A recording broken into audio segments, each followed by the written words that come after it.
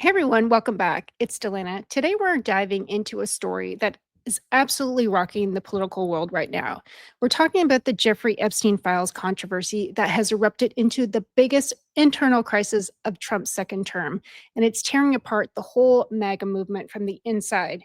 Just days ago, the Trump administration released a bombshell memo that has left millions of supporters feeling betrayed. Elon Musk launching his own political party, and Attorney General Pam Bondi facing calls for her resignation. This isn't just about old files. This is about trust, transparency, and the future of American politics. Stick around because we're breaking down exactly what happened, why this matters so much, and what it could mean for the 2026 midterms and beyond. Now, let's just start with the facts. For months, the Trump administration promised to release the full Jeffrey Epstein files, those mysterious documents conspiracy theorists and ordinary Americans alike that have been demanding for years.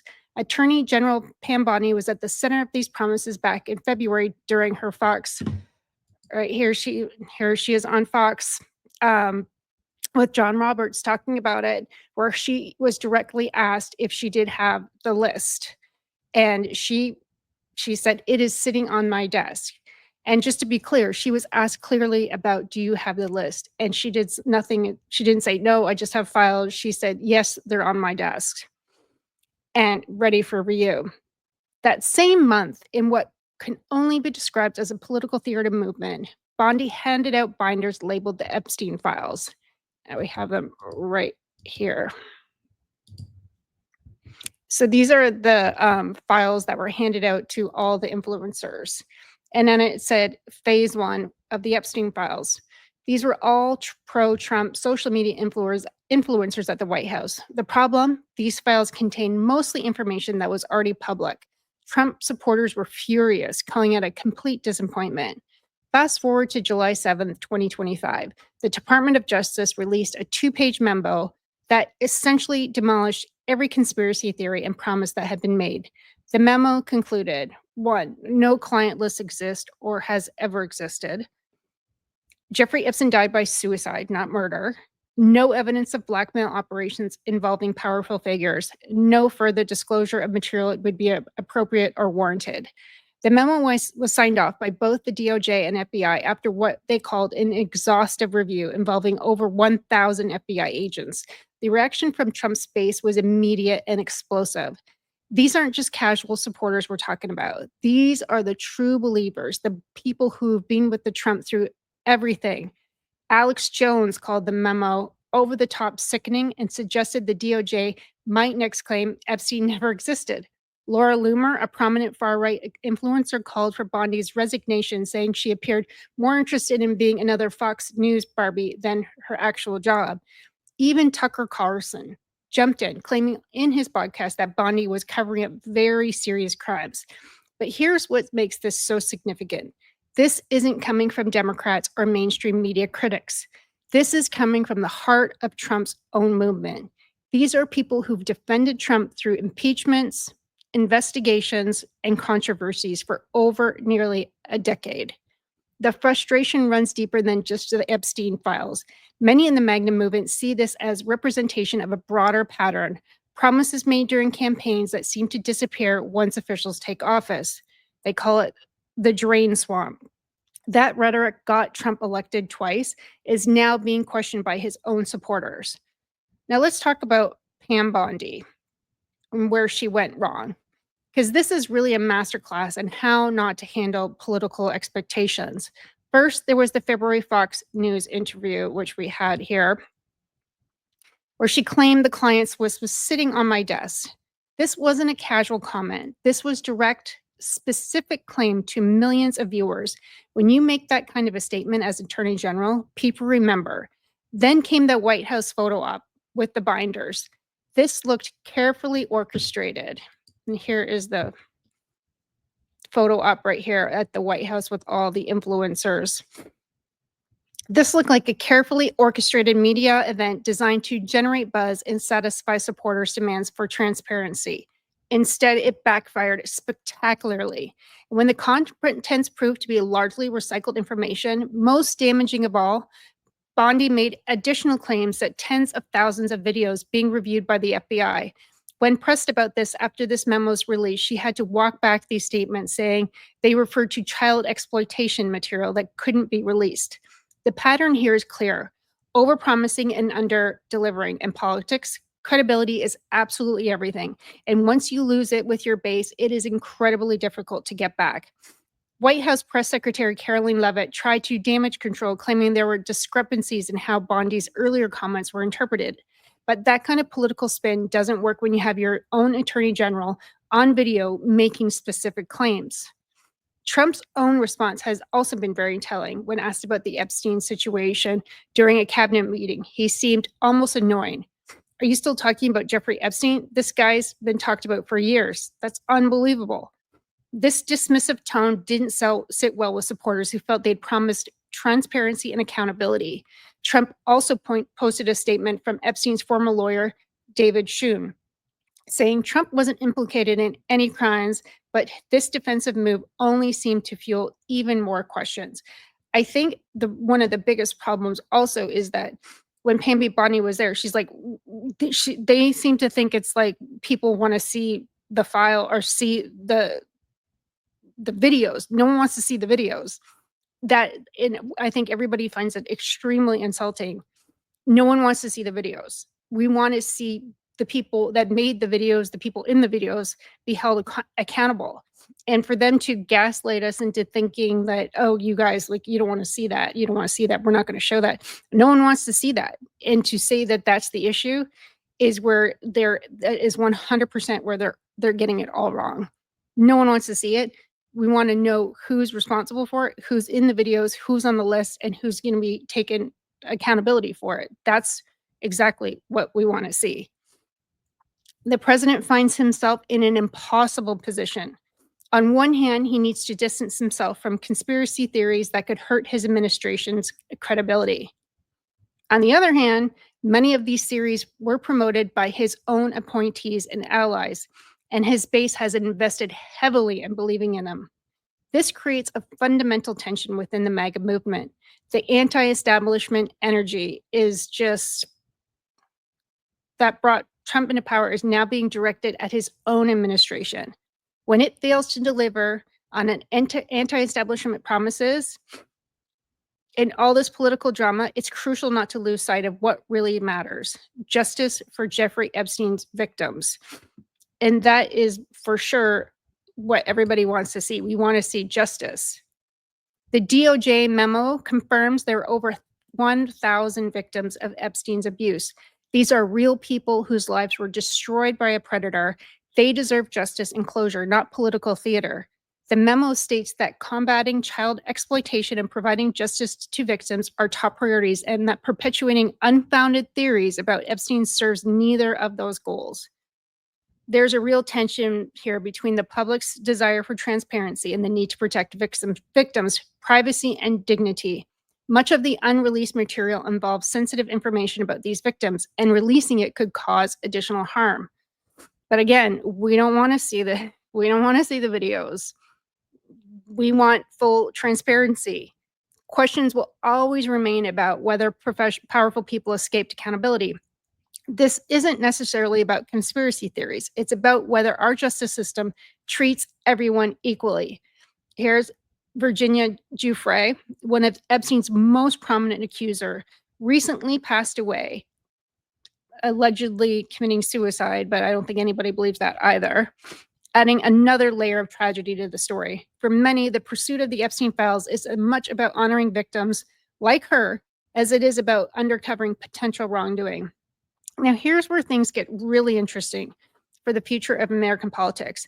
Enter Elon Musk and his brand new America Party.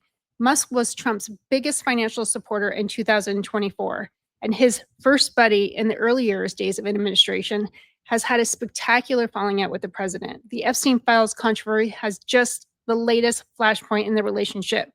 During their feud, Musk made explosive claims on social media, posting, "Time to drop the really big bomb at real Donald Trump is in the Epstein files. This is the real reason they have not been made public." He later deleted this post, but the damage was already done. And he actually sent out this post as well from Jeffrey Epstein. And he's doubling down in the image of the official Jeffrey Epstein pedophile arrest counter. And here's his tweet here, set to 0000 and writing, "What's the time? Oh, look, it's known as being arrested o'clock." This led to Musk officially launching the American Party over the 4th of July weekend. He's not just throwing around ideas anymore. He's talking about specific strategies, focusing on just 2 to 3 Senate seats or up to 8 to 10 House districts where his influence could be decisive. Musk has indicated that exposing the Epstein files will be a top priority for his new party. He's positioning himself as the voice of Americans and who feel betrayed by both traditional parties. That financial markets have taken notice too. The Tesla stock dropped nearly 7% after Musk's American Party announcement, wiping out about $68 billion in market value and costing Musk personally up to about $15 billion in net worth.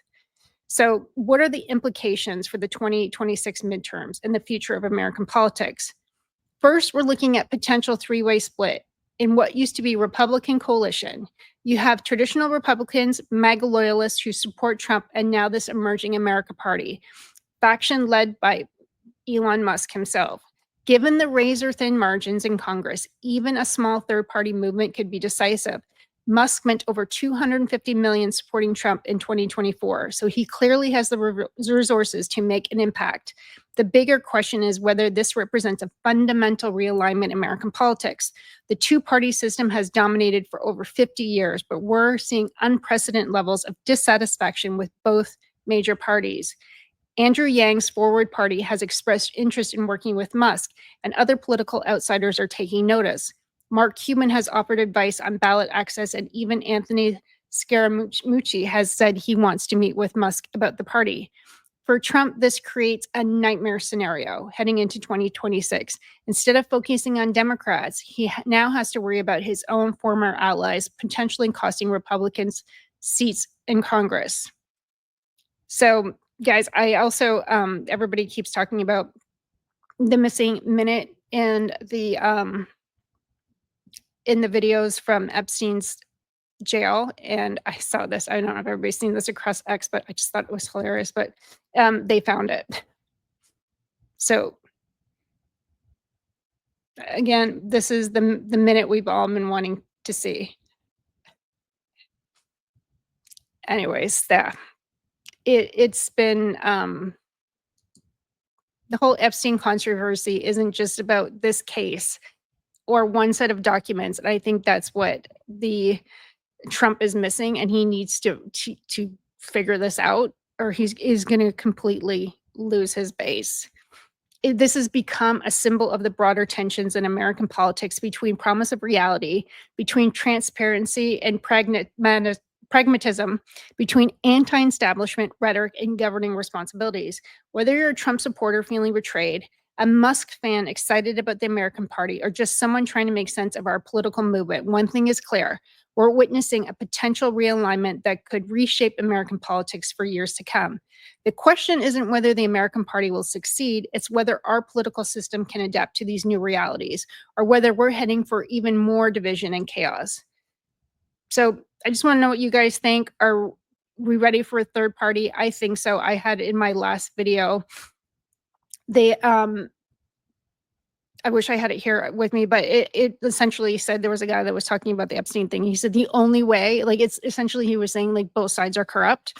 So you got to get rid of both altogether and start over again, because I think what's happening is one is protecting the other.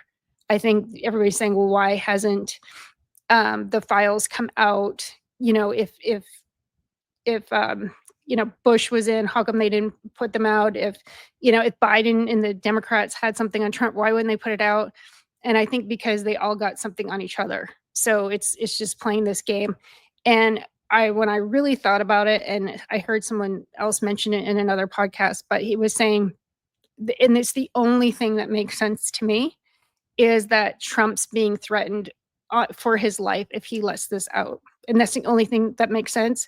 With the two assassination attempts, the only thing that makes sense to me is if whoever this higher power is, i.e. Israel or whoever is coming down on him, he's risking his life, or he feels like something's going to happen to his life and he's choosing his life over the Epstein files getting out. To me, that's the only thing that makes sense. It's the only thing. I can't fathom why this is just keeps going on, and I can't fathom why they don't understand why everybody's upset. And what my biggest thing too, if no one takes accountability, this is going to just keep happening. And it's a signaling that it's okay.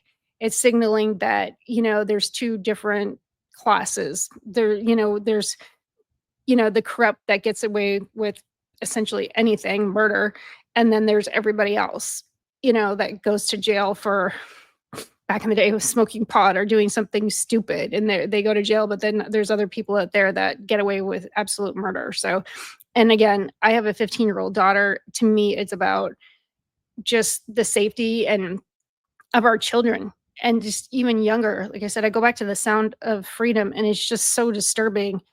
So disturbing. I think that's so disturbing for everybody. It's just the innocence of our children.